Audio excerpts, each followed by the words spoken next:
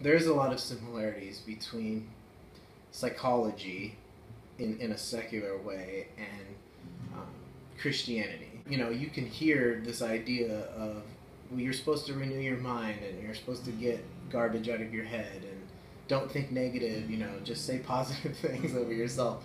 And I don't want to make fun of that because that's true. But most people, I don't, I think it's like a lack of an emphasis on that where you don't really actually think your thoughts are affecting kind of everything else that you do. And so I think the misconception is that we love emotions.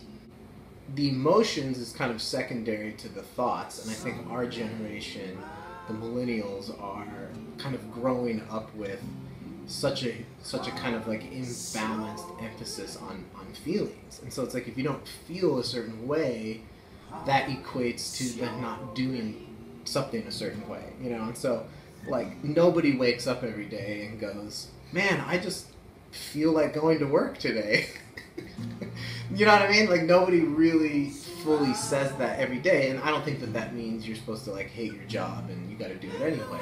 But we do have to do a lot of things whether we feel it or not. And so when it comes to depression, it comes to these overwhelming emotions, I think still the core of confronting it still has to do with the mind. And the difference between psychologists telling you, hey, you need to change your mind, you need to, you know, self-talk, you need to not tell yourself that you're ugly or that you're stupid or whatever. Of course we can do that very easily. But the way that it kind of adjusts, it still is true that the mind is at the center. And the difference with God is the Holy Spirit is the one that's helping us make that change, and then our emotions then kind of are changed from that place. And so you are going to have kind of multiple battles, if not more space for, hey, you're broken.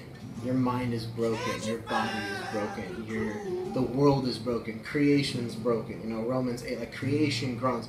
So we have to kind of reconcile those two things where being broken and being born into brokenness is still not an excuse to sin.